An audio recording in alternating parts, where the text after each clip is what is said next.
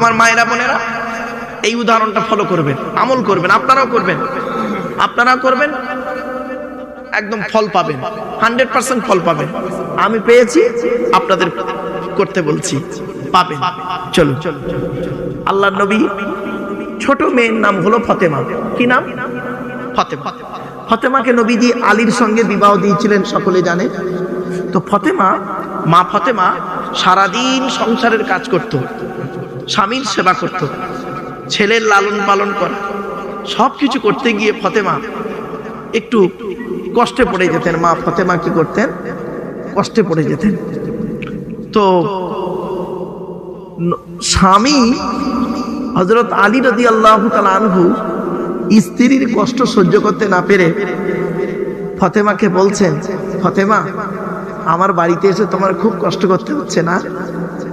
তো ফাতেমা বলছেন, আপনি একটু আব্বাজানের কাছে যাবেন, মানে নবীর কাছে। খুব ভালো করে ঘটনাটা শুনে নিন।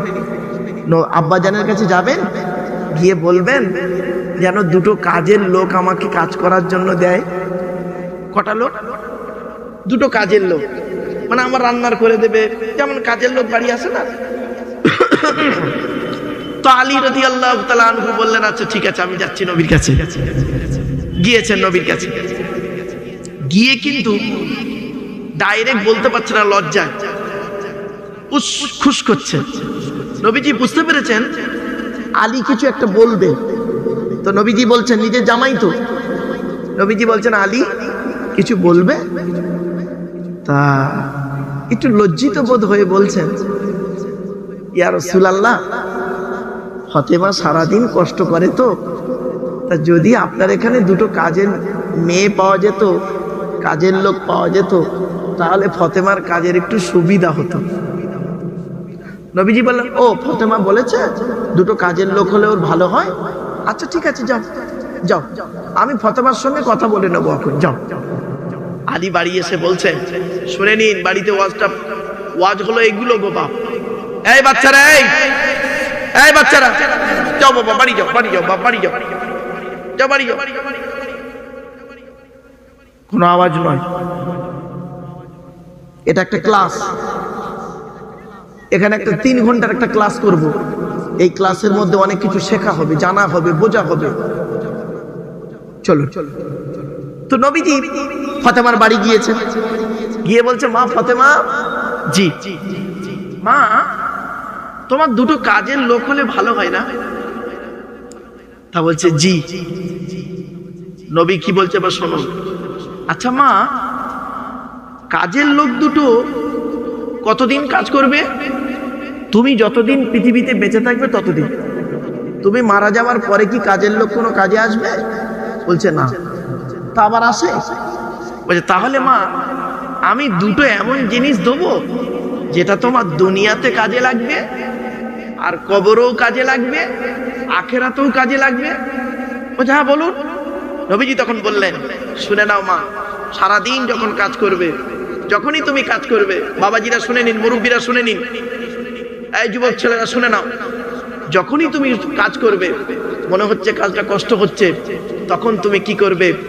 এই দুটো তাসবিহ যাপন করবে, সুবহানাল্লাহি ওয়া বিহামদিহি সুবহানাল্লাহিল আযীম। দেখবে আল্লাহ তোমার কাজের আসান করে দেবে। জোরে বলুন। আচ্ছা বলুন তো, এই যে মা ফাতেমার ঘটনাটা, এটা বলতে আমার ক মিনিট সময় লাগলো? বলুন বলুন বলুন। খুব যেতে 2 থেকে 3 মিনিট। এই 3 মিনিটের কথাটাকে যদি কেউ 30 মিনিট টেনে টেনে বলে, কেমন লাগে? হাস্যকর ব্যাপার। এই জন্যই বাবা আমার বক্তব্য শুনতে গেলে একটু ব্রেন লাগবে। আপনারা আল্লাহকে 100% বিশ্বাস করুন। আপনারা আল্লাহকে 100% বিশ্বাস করেন? আরে ভাই বলুন না, সব মুখে বলছেন তো, প্র্যাকটিক্যাল করেছেন? একটা উদাহরণ দিচ্ছি, দেবো আবার দেবো। এই দেখেন, 100% আল্লাহকে বিশ্বাস করা একটা উদাহরণ দিচ্ছি, দেখুন। আজমির শরীফ নাম শুনেছেন? তাড়াতাড়ি তাড়াতাড়ি। আজমির শরীফে একটা কবর আছে, একজন আল্লাহর ওলি খাজা মুঈনুদ্দিন চিশতি আজমিরি রহমাতুল্লাহ, নাম শুনেছেন? হ্যাঁ, শোনেন, খাজা মঈনুদ্দিন চিশতি আজমিরি রহমাতুল্লাহ 100% ঈমান কাকে বলে দেখুন, উদাহরণটা দেখে নিন, শিখে নিন, বুঝে নিন। খাজা মঈনুদ্দিন চিশতি আজমিরি রহমাতুল্লাহ আলাইহি একদিন তারাগড় পাহাড়ের নিচে ফজরের নামাজের পরে গাছের তলায় বসে বসে সূরা ইয়াসিন পড়ছিলেন। পড়া কমপ্লিট, পাহাড়ের দিকে চেয়ে দেখছে কিছু যুবক ছেলে বড় একটা পাথর ধরে দাঁড়িয়ে আছে, মানে পাথরটা ফেলে দেবে, খাজা মঈনুদ্দিনের মাথায় পড়বে ওদের ধারণা। খাজা মঈনুদ্দিন চিশতি আজমিরি রহমাতুল্লাহ আলাইহি পাথরের দিকে চেয়ে বুঝতে পেরেছেন এই পাথরটা ছেড়ে দেবে, আমাকে মেরে ফেলবে। 100% ঈমান কাকে বলে দেখুন, পাথরের দিকে চেয়ে দুটো বাক্য বলেছিলেন, কি?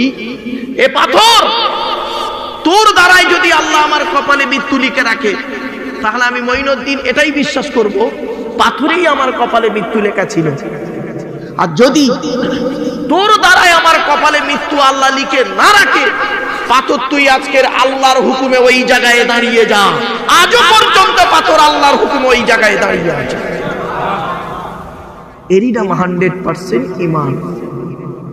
আচ্ছা, এই যে খাজা মঈনুদ্দিন হুজুরের পাথরের ঘটনাটা বলতে আপনারা বুঝতে পেরেছেন? আরে ভাই বলুন না। আচ্ছা, এটা বলতে কতক্ষণ সময় লাগলো বলুন বলুন বলুন? 1.5 থেকে 2 মিনিট ধরি। এইটাকে যদি কেউ টেনে টেনে টেনে টেনে 20 মিনিট বলে কেমন লাগবে? আমার খাজা হুজুর গাছের তলায় বসে বসে বসে বসে বসে বসে বসে বসে কি করছিল? কথাটা একটু ভাববেন, ভাববেন। শর্ট কথা কি, তাকে বাড়িয়ে বাড়িয়ে বাড়িয়ে বাড়িয়ে এমন জায়গায় দিয়ে আসে মূল বিষয় থেকে সরে যায়। আর একটা 100% ঈমানের পরিচয় দিচ্ছি, দেবো? এবার দেবো কি বলেন? ফুরফুরা শরীফ নাম শুনেছেন? ফুরফুরা শরীফ নাম শুনেছেন বাবা? ফুরফুরা শরীফের দাদা হুজুর পীর কেবলা রহমাতুল্লাহ আলাইহি ছোট্ট ঘটনা, এইটাকে বাড়ানোর কোনো প্রশ্ন আসে না, বাড়িয়ে বাড়িয়ে অনেক বড় করে ফেলি। তিনি শিয়ালদা থেকে মাটিন ট্রেন চলতো বনগা পর্যন্ত, একটা ট্রেনের কামরায়, খালি কামরায় উঠে পড়ে। ওঠার পরে গোবরডাঙ্গা বলে একটা স্টেশন আছে, ওই স্টেশনে একটা সেজবাবু উঠেছিল, দারোগা বাবু উঠেছিল। উঠে বলেছিল, এই তুমি কেন এই বয়স্ক লোক এই বগিতে উঠেছো? এই বগিটা আমাদের জন্য পার্সোনাল বগি, তুমি উঠেছো কেন? উনি বৃদ্ধ মানুষ ছিলেন। উনি বললেন, বাবা আমি বৃদ্ধ মানুষ, আমি খালি ওইসব বগিতে ভর্তি বগি খালি পেয়েছি, উঠে পড়েছি। তো ঠিক আছে বাবা, আমি তো জানি না, পরের স্টেশনে আমি নেমে যাচ্ছি বাবা। সে দারোগা শুনবে না, আনাড়ির মতো তর্ক করছে। তর্ক করতে করতে করতে করতে ফট করে বলেছিল, তুমি জানো কি করতে পারি? তোমার কি করতে পারো? এখনই তোমাকে গুলি করে মেরে দিতে পারি।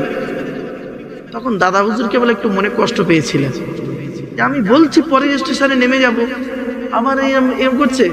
তখন উনি বলেছিলেন, দেখো বাবা, দেখো বাবা, তোমার গুলির ভয় আমি করি না। আমার আল্লাহ যদি তোমার গুলিতে মৃত্যু তকদিরে লিখে রাখে তো মৃত্যু হবে, আর আমার আল্লাহ যদি তোমার গুলিতে মৃত্যু লিখে না রাখে, তুমি হাজারো গুলি করলেও আমার লাগবে না। তো সেই দারোগা বাবু 3 রাউন্ড গুলি করেছিল, একটাও গুলি ওনার ভেতরে প্রবেশ করেনি। জোরে বলুন সুবহানাল্লাহ। আলোচনার শুরুতে এইটা শুনে নি, ব্রেনটা ক্লিয়ার হয়ে যাবে। পৃথিবীর সবথেকে কঠিন কাজ হলো আত্মসমালোচনা করা, নিজেকে নিয়ে সমালোচনা করা।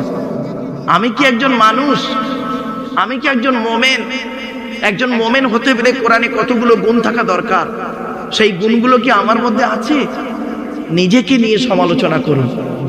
আর আত্মসমালোচনা করলে নেকি হয়, নেকি হয়। এটা পৃথিবীর সবথেকে কঠিন কাজ। আর পৃথিবীর সবথেকে সহজ কাজ কি জানেন? পর সমালোচনা করা। পর সমালোচনা করা এটা খুব সহজ কাজ। এটা করলে গুনাহ হয়। এটা করলে কি হয় বাবা? গুনাহ হয়। দুধওয়ালা লোকের বাড়ি বাড়ি যায়, দুধওয়ালা লোকের বাড়ি বাড়ি যায়, দুধ কিনে কেউ খেতে চায় না দেখবেন। আর মদওয়ালা দোকান দিয়ে বসে আছে মাটিয়ায়, মোটর সাইকেলে তেল পুড়িয়ে মদ কিনে খেয়ে মারামারি করে থানার ভেতরে চুম মেরে বসে আছে। ঠিক না বেটি?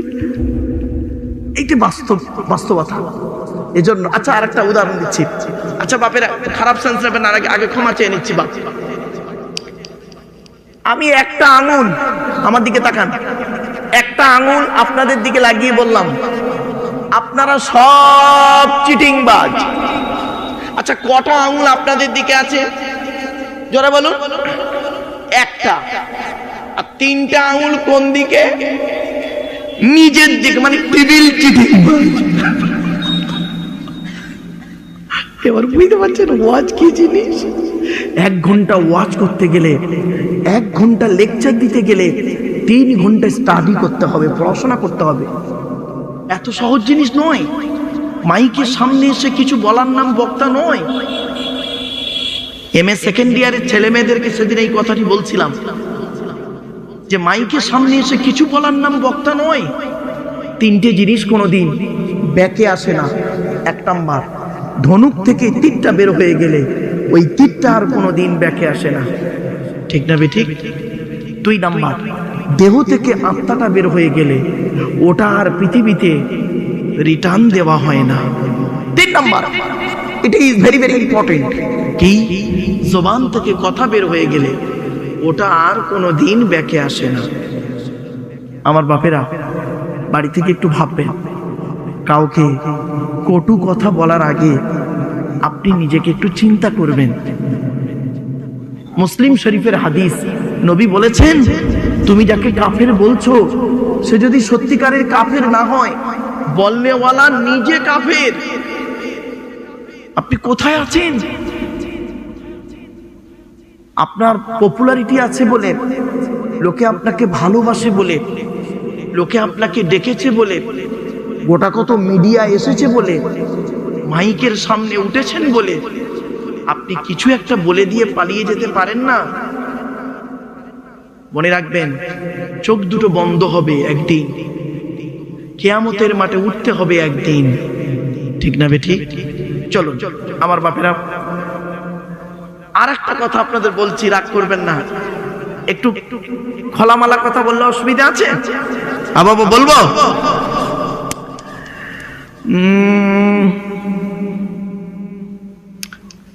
এখন সব থেকে দামি কোম্পানির কাপড়ের নাম কি? রেমন্ড। কি বললাম? বলুন না। রেমন্ডের কোম্পানির কাপড়ের দাম খুব বেশি। আচ্ছা আপনাকে যদি রেমন্ডের কাপড়ের একটা কোট পরাবো আমি, কোট কোট কোট বোঝেন তো বাবা? বলেন না বাবা, এই কথা বলেন না। রেমন্ডের কাপড়ের কোট পরাবো, চোস্তা পায়জামা পরতে দেবো, কি পরালাম? বলুন বলুন, কিসের কোট? রেমন্ডের দামি কাপড়ের কোট, পরনে নিচে কি দিয়েছি? চোস্তা পায়জামা। চোস্তা পায়জামা বোঝেন? এটা বোঝে তো? চোস্তা পায়জামা। আর পায়ে দেবো একটা ছেঁড়া হাওয়াই চপ্পল। লোকটা দেখতে কেমন লাগবে বলুন বলুন বলুন। আরে ভাই বলুন না,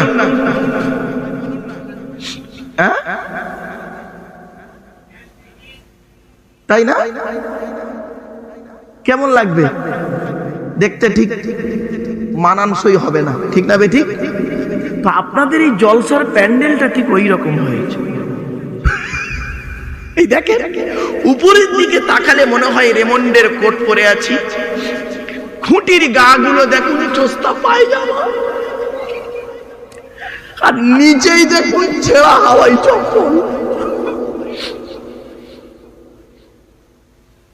বাবাজি, বাবা কলেজ ইউনিভার্সিটির ছেলে মেয়ে পড়াই, আমার ওয়াজ বুঝতে গেলে একটু ব্রেন লাগবে, একটু ব্রেন লাগবে।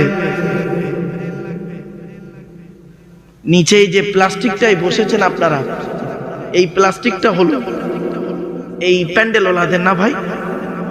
প্যান্ডেলওয়ালাদের তো। এই প্লাস্টিকটা আজকে এখানে এসেছে, জলসার পরে দেখবেন এর উপরে খিচুড়ি খাওয়া হবে, লোক জুতো পায়ে দিয়ে হাঁটবে, আবার এই প্লাস্টিকটা আবার কালকে ওই জায়গার জলসায় যাবে, আবার এটা খানা বাড়ি যাবে, মরা বাড়ি যাবে, শ্রাদ্ধ বাড়ি যাবে। প্যান্ডেলওয়ালাদের ওরা 3 বার করে ধোয় না। একজন ব্যক্তি শ্রোতা যদি আসে, অরিজিনাল শ্রোতা হতে গেলে শরীর পাক, কাপড় পাক, জায়গা পাক লাগবে। আপনাদের শরীরগুলো পাক আছে, এখন কাপড়গুলো প্রত্যেকের পাক আছে, বাট জায়গাটা কিন্তু পাক নেই।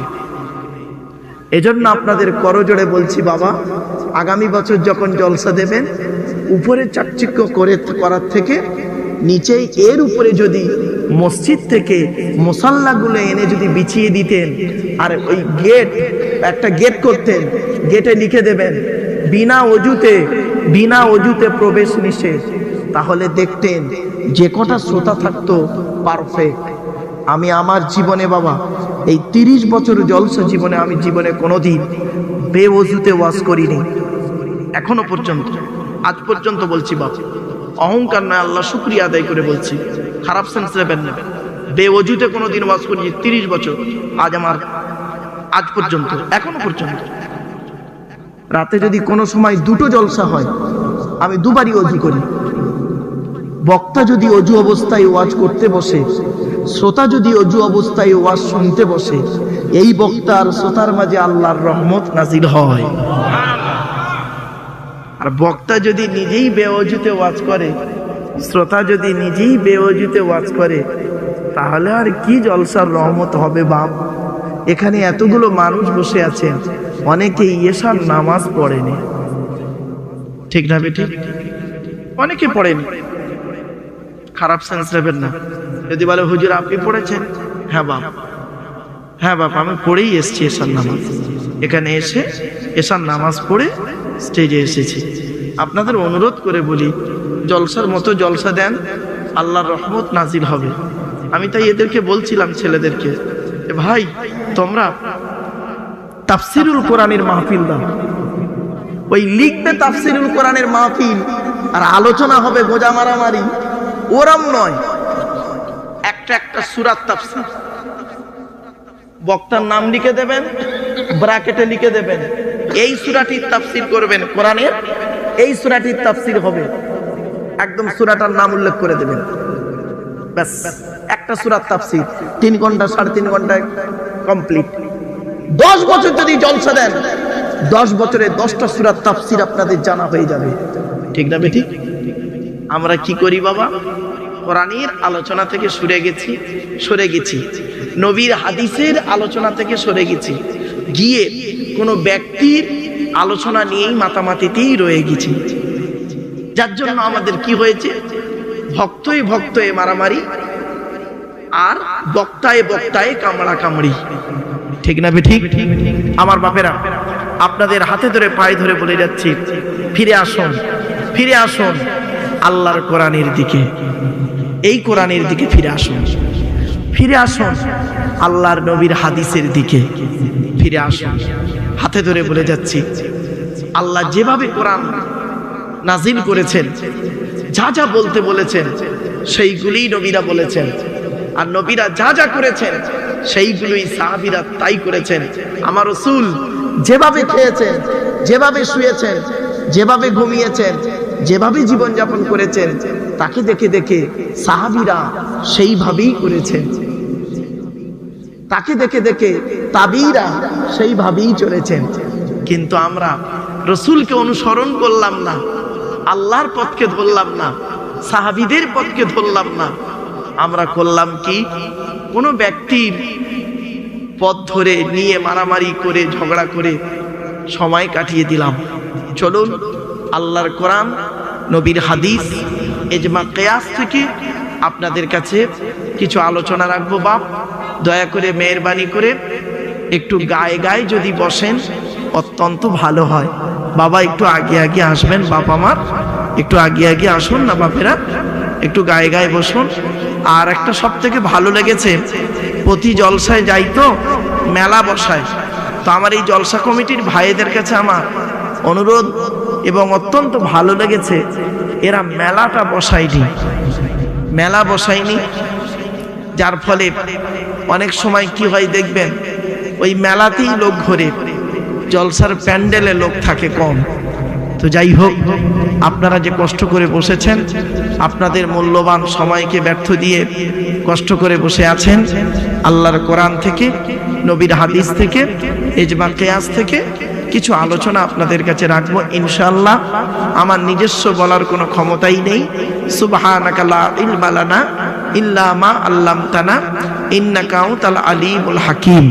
আসুন আমরা সকলে একবার আল্লাহর কাছে দোয়া চেয়ে নিই, যাতে করে আমরা কোরআন হাদিস সঠিক কথাগুলি শুনতে, বুঝতে এবং বক্তা শ্রোতা আমল করতে পারি। আল্লাহুম্মা আমিন।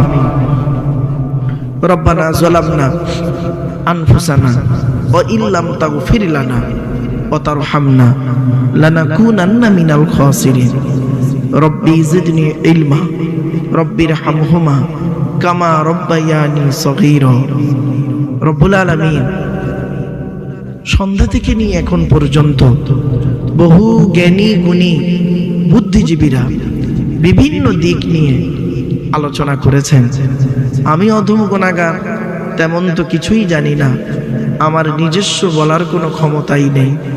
সুবহানাকা লা ইলমা লানা ইল্লা মা আল্লামতানা ইন্নাকা আনতাল আলিমুল হাকিম। রব্বুল আলামিন যা কিছু বলাবেন, শোনাবেন, পড়াবেন, আল্লাহ আমাদের আমল করার তৌফিক দান করুন। খাস করে মাবুদ, দূর দূরান্ত থেকে যে সমস্ত বাবাজিরা, যুবক ভাইরা, স্টেগের কচি কচি বাচ্চারা, মা বোনেরা রাতের আরামকে হারাম করে দিয়ে, মূল্যবান সময়কে ব্যর্থ দিয়ে, আরামের বিছানাকে ত্যাগ করে দিয়ে পবিত্র কোরআনুল কারীমের মাহফিল শোনার জন্য চাতক পাখির ন্যায় ছুটে এসেছেন, আসছেন এবং আসবেন। কিয়ামতের দিন, মুসিবতের সময় আরশের তলায় ছায়াদান করুন। আল্লাহ এই জলসার সভাপতি, সেক্রেটারি, কেশিয়ার কমিটি, বক্তা শ্রোতা, মসজিদের ইমাম, মুয়াজ্জিন, মুক্তাদি, মুসল্লি, সভাপতি, সেক্রেটারি, কেশিয়ার কমিটি সুসম্পর্ক বজায় রাখার তৌফিক দান করুন। আল্লাহ কোরআন হাদিস মোতাবেক আলোচনা করার তৌফিক দান করুন, বক্তা শ্রোতাকে আমল করার তৌফিক দান করুন। আল্লাহুম্মা ইন্না নাসআলুকা ইলমান নাফিয়া ওয়া আমালান মুতাকাব্বালা ওয়া রিজকান হাসানা ওয়া হালালান তাইয়্যিবা। সুবহানা রাব্বিকা রাব্বিল ইজ্জাতি আম্মা ইয়াসিফুন ওয়া সালামুন আলাল মুরসালিন ওয়ালহামদুলিল্লাহি রাব্বিল আলামিন। ওয়াজআল আখিরা কালামিনা ইনদাল মাউতি লা ইলাহা ইল্লাল্লাহু মুহাম্মাদুর রাসূলুল্লাহ সাল্লাল্লাহু আলাইহি ওয়াসাল্লাম। Sadr Jalsa. In the name of Allah, the most merciful, most beneficent, peace be to Allah, Lord of the world. সনাম ধন্য, সুনির্বাচিত, মহামান্য আজকের মাহফিলের সভাপতি সাহেব, আমন্ত্রিত উলামা হযরত, দিন দরদি, ইসলাম দরদি, মুমিন মুত্তাকি মুসলমান, সালেহ নেককার আল্লাহওয়ালা বাবাজিরা, আমার যুবক ভাইরা, স্নেহের কচি কচি বাচ্চারা, পর্দার অন্তরালে পর্দানসীনা ধার্মিকা, স্নেহময়ী মমতাময়ী আমার মা ও বোনেরা, তারও সাথে জানাই আমার আওয়াজ শ্রবণকারী মুসলিম ও মুসলিম সমস্ত জাতির মানুষেরা, মহান আল্লাহ পাকের দরবারে শুকরিয়া আদায় করি যে রব্বুল আলামিন আমাকে আপনাকে বসিয়েছেন সেই ইশার নামাজের পর থেকে নিয়ে কিছুক্ষণ কোরআন ও হাদিসের আলোচনা শোনার জন্য, এ শোনার, এ বসার, এ বলা তৌফিক এনায়েত করেছেন যে মহান আল্লাহ পাক। সেই পরওয়ারদিগার বেনিয়াজের দরবারে প্রাণ খুলে, ভক্তি ভরে, উচ্চ আওয়াজে একবার শুকরিয়া আদায় করি, বলুন আলহামদুলিল্লাহ। আমার বাপেরা একটু উচ্চ আওয়াজে বলুন তো আমার সাথে সাথে, সুবহানাল্লাহি ওয়া বিহামদিহি। জোরে বলুন, সুবহানাল্লাহি ওয়া বিহামদিহি, সুবহানাল্লাহিল আযীম। এটি হলো বুখারী শরীফের শেষ হাদিস। বুখারী শরীফ নাম শুনেছেন তো বাপেরা? হ্যাঁ, বুখারী শরীফের শেষ হাদিস হলো এইটা, সুবহানাল্লাহি ওয়া বিহামদিহি, সুবহানাল্লাহিল আযীম। এই হাদিসের গুরুত্ব কি জানেন? অনেক আলোচনা, সংক্ষেপে বলছি আপনাকে, একটা সংক্ষেপে একটা ছোট্ট উদাহরণ দিচ্ছি।